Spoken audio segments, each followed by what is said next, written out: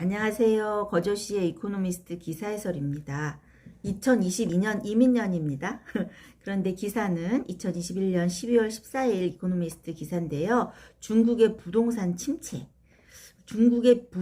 침체와 지방정부의 부채와의 관계를 좀 알아보는 겁니다. 그죠? 우리는 부동산이 침체되면은 우리 집값 떨어진 집값 어떡하나, 집 있는 사람들은 이렇게 개인적인 문제가 이제 먼저 생각이 나는데, 중국의 이제 부동산 침체와 그 지방정부, 중국 지방정부의 부채와의 관계, 빚에 대해서 한번 알아보겠습니다.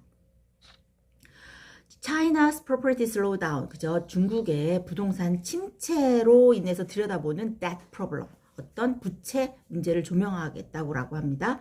Local government financial vehicle, 이게 뭐냐면은 지방 정부의 자금 조달 기관이거든요. vehicle, 그럼 뭐 vehicle 차량이긴 하지만 기관을 말합니다. 그래서 지방 정부의 그 자금 조달 기관이 lashing of debt, 빚더미에 올라앉게 됐다라는 이야기입니다.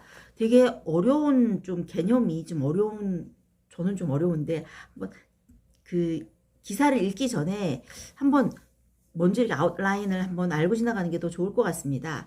예를 들면 이제 중국에 중앙정부가 있잖아요. 중앙 이렇게 쓰나? 중앙정부가 있고 이제 local government, 지방정부가 있는데요. 이 지방정부의 부실을 예방하는 차원에서 이제 중앙정부가 예산 규모를 규제합니다. 그죠? 예산 규모, 어떤 채권이라든가 이런 거를 이제 제한을 하죠. 제한을 하는데, 그러면 중앙정부가 이제 어떤 규제한 범위 내에서 예산을 집행을 하게 되는데, 이 로컬 정부는 자금이 이제 부족하단 말입니다. 그래서 그럼 이 부족한 자금을 조달을 어떻게 했냐 하면, 그동안은 LGFV라는 이렇게 Local Government Financial Vehicle이라는 기관을 만들어서, 일종의 금융기관인데요. 그런 금융기관을 만들어서 채권을 발행을 했습니다. 채권을 발행했어요. 그래서 이 채권을 이제 갚기 위해서는 또 어떻게 했냐 하면은, 채권을 상환하기 위해서 지방정부가 땅을 이제 매매를 했습니다. 매매를 해서 채권을 이제 갚았던 거죠. 그래서 토지 판매 대금으로 채권을 이제 상환을 해왔는데, 이 부동산 경기가 침체가 되니까 이 토지가 안 팔리는 거예요. 그럼 어떻게 했느냐? 이 채권을 지방정부가 갚을 수가 없게 되는 거죠. 이런 일련의 상황에 대해서 얘기하고 있는 거거든요. 그래서 이제 자금순환이 안 돼서 LGFV가 이제 부실화가 돼서 지방정부가 빚더미에 올라앉게 되는 그런 상황에 대해서, 그런 중국의 상황에 대해서 알아보시겠습니다. 그 중국에 이런 그 남부에요, 류저우라는 그런 곳이 있다랍니다. 그 류저우에서 지난 6월에 토지 경매를 시작했대요. 그랬는데 이 토지 경매에 응찰자들이 few takers, 거의 없었다라고 합니다. 이렇게 토지를 사겠다는 곳이 없으니까, 이것은 부동산 침체가 이제 어떤 이 부동산 침체로 인해서 아파트 건축 부지라든지 이런 수요가 감소하는 것을 의미하잖아요.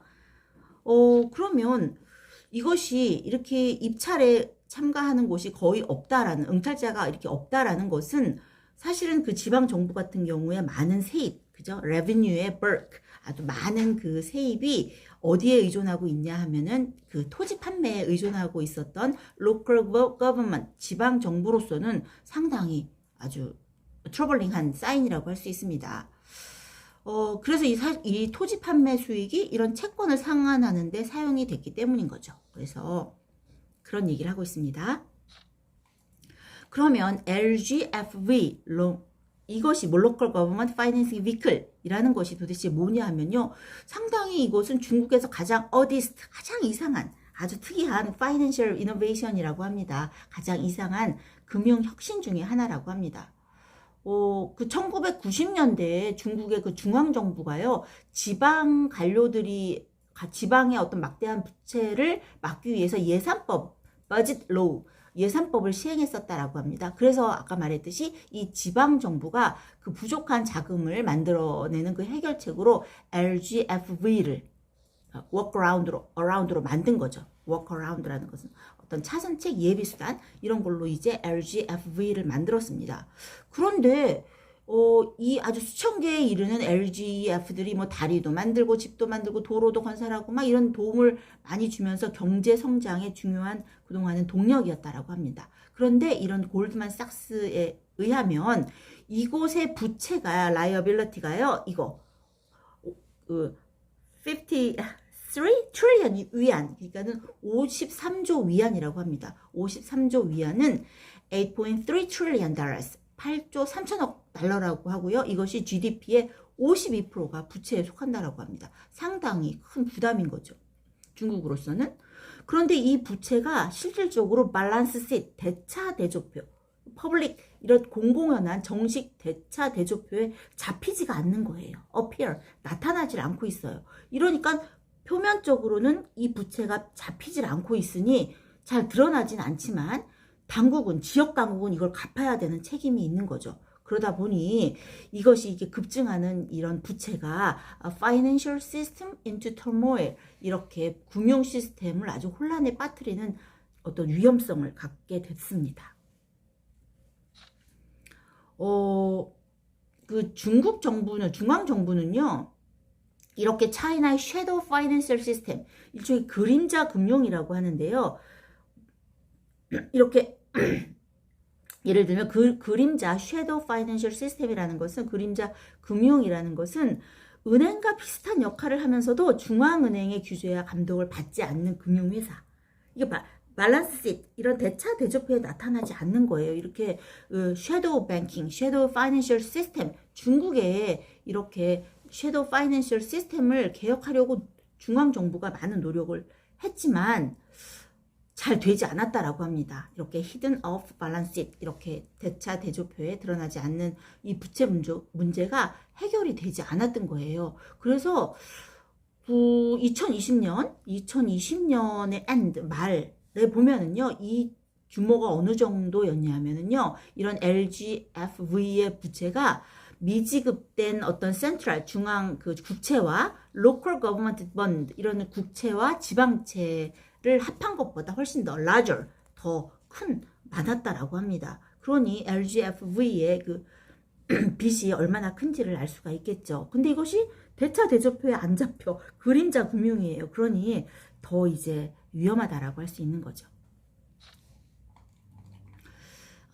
그리고 그런데다가 지난번에 우리 헝다그룹 많이 얘기 나왔었잖아요. 그 헝다그룹의 그 채무 불이행 디폴트, 이것까지 합해져서 이 헝다그룹 같은 경우는 어느 정도의 부채를 안고 있냐면 300 billion dollars, 이 부채가 라이어빌리티에서 그 부채가 3천억 달러의 부채를 안고 있다라고 합니다. 헝다그룹이 에버그란데. 그런데 이거에 이렇게 디폴트의 상황, 이것이 이제 부동산 업계의 그 악재가 된 거죠. 이런 악재와 합쳐지면 이것이 토지에 대한 수요가 지속적으로, 토지를 구매하려는, 그 아파트를 짓고 뭐 이렇게 뭘 져야 되는데 부동산 세계가 침체가 되니까 그 토지를 구매를 더 안 할 거잖아요. 그래서 토지에 대한 수요가 아주 지속적으로 타격을 입을 것이다 라는 것을 의미하고 있다라고 합니다. 그런데 아직까지 LGFV 어떠한 그 자금, 뭐죠? 지방정부 자금 조달 기관, 어떠한 LGFV도 디폴트를 선언한 곳이 아직은 없대요. 그렇지만 그것은 곧 only a matter of time, 시간 문제라고 합니다. 이런 채무 불이행을 선언하는 것은 그냥 only a matter of time, 시간 문제일 뿐이지 이제 언젠간 터진다라고 얘기를 하고 있습니다.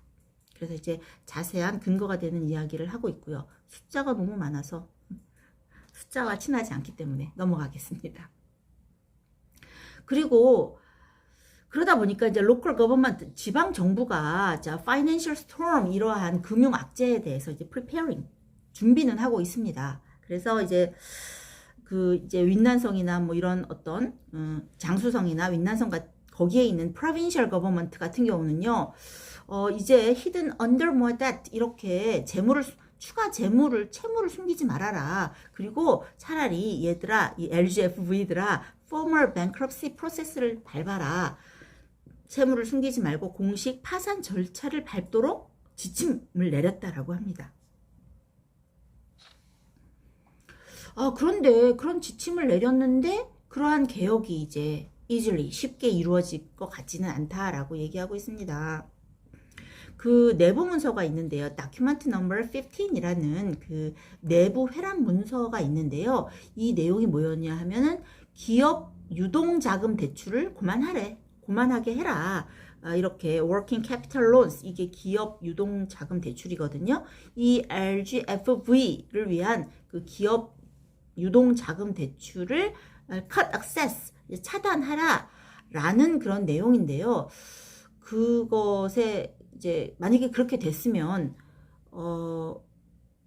그런 일이 만약에 벌어졌다라고 하면 cash crunch, 아주 그냥 자금 부족이 아마 유발됐을 것이다 라고 얘기하고 있습니다. 이런 규정들이 만약에 지켜졌더라면 엄청난 그 또 자금 부족 사태가 이제 발발했을 텐데, 그런 것을 그런 이제 규정을 빨리 폐기했다라고 합니다. abandoned라고 폐기했다라고 합니다. 왜 그러냐면 아직까지 그 중앙 정부에선 센트럴 거버먼트는 그 LGFV가 망하는 거, 그러니까는 LGFV들이 파산하기를 아직까지 중앙 정부는 원하지 않는 것처럼 보인다라고 얘기하고 있습니다. Not yet willing to cross. 그렇게 좀 지방 정부가 왕창 파산하면 중앙 정부도 엄청 부담될 거 아니에요? 맞는 길이긴 하지만 이제 그것이 이제 파산되기를 중앙 정부도 바라고 있지는 않고 있는 거죠. 그래서 이제 처음에는 이제 그 LGFV에 대해서 이제 빨리빨리 그 파산할 건 파산해라라고 처음엔 이랬다가 이게 너무 이제 사태가 커질 것 같으니까 LGFV에 대해서 이제 implicit support를 하는 거예요. 그 정부가 정부 당국이 올해 초가 아니라 이렇게 2021년도 초, 근데 2022년도니까 지금 이 초에 2021년도 초에 LGFV에 대해서 암묵적인 지원을 해왔는데 그 암묵적인 지원을 끊지 않겠다라고 이제 그랬던 사실이, 아무래도 그런 사실이 알려지면서 그 많은 중국의 자산 운용사들이 LGFV가 안전하구나 라고 이제 생각하게 되는 계기가 됐다라고 합니다. 그렇지만 실질적으로는 안전한 게 아니잖아요. 그래서 이 그 LGFV들이 헤이븐이 되고 있어요. 마치 무슨 안전한 곳처럼 되고 있는데 절대 그곳이 안전한 곳이 될 수가 없다라고 얘기를 하고 있습니다. 이렇게 기사가 끝나는 내용입니다. 그래서 이제 중국에 아까도 얘기했지만 중앙 정부가 있고 지방 정부가 있고, 중앙 정부는 이제 지방 정부의 그 부실을 예방하는 차원에서 예산 규모를 이제 규제를 했는데, 규제를 받다 보니까 이제 돈이 부족한 지방 정부는 LGFV라는 것을 통해서 그 채권 발행을 해서 자금을 조달해 왔습니다. 그래서 그 발행한 채권에 대해서는 토지를 판매해서 돈을 갚았는데, 이 부동산 경기가 침체가 에버그란데 사건도 있고 여러 가지 그러면서 이 토지가 입찰이 안 되니까 이제 이 LG 지방 정부는 이제 부채를 끌어안게 되는 거죠. 그런데 이 부채를 끌어안은 이제 섀도우, 이제 그림자 금융이라는 그런 어떤 말도 나오고 있습니다. 그런데 지금 상황으로서는 그 중앙 정부가 그 LGFV 로컬 그 거버먼트들이 그 빚을 너무나 감당하지 못해서 파산하는 그것을 원치 않으니까 암묵적으로 이제 지원을 하고 있다라고 하고 있는데, 그것이 결코 안전하지 않다라고 얘기가 끝나고 있습니다. 이해가 되셨습니까? 참 재미없는 내용인데 연초부터 저와 함께 공부하시느라고 고생하셨습니다. 그 번역은요, 크리센수 그저 네이버에 이제 올려놓겠습니다. 이따가. 자, 새해 복 많이 받으시고요. 2022년 이민년에도 저와 함께 이코노미스트지를 읽으면서 같이 함께 성장하는 한 해가 되었으면 좋겠습니다. 새해 복 많이 받으세요. 안녕.